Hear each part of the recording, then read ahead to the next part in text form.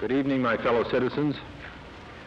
This government, as promised, has maintained the closest surveillance of the Soviet military buildup on the island of Cuba. Within the past week, unmistakable evidence has established the fact that a series of offensive missile sites is now in preparation on that imprisoned island. The purpose of these bases can be none other than to provide a nuclear strike capability against the Western Hemisphere.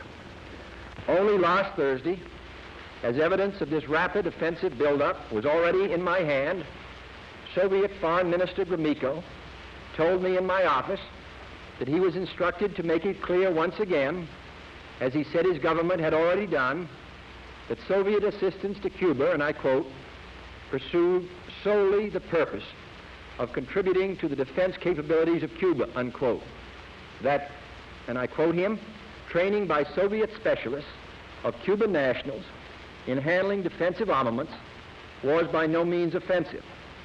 And that if it were otherwise, Mr. Gromyko went on, the Soviet government would never become involved in rendering such assistance, unquote. That statement also was false. Acting therefore in the defense of our own security and of the entire Western Hemisphere, and under the authority entrusted to me by the Constitution, as endorsed by the resolution of the Congress, I have directed that the following initial steps be taken immediately.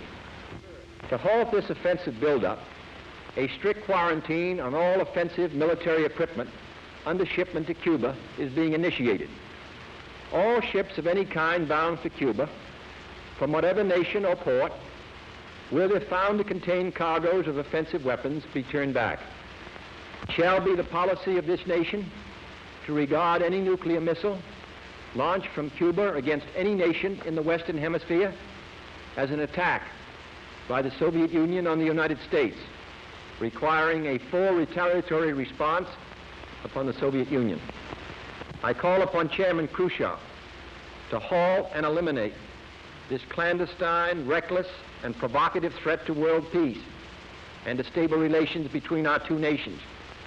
I call upon him further to abandon this course of world domination and to join in an historic effort to end the perilous arms race and to transform the history of man. Our goal is not the victory of might, but the vindication of right. Not peace at the expense of freedom, but both peace and freedom here in this hemisphere, and we hope around the world. God willing, that goal will be achieved.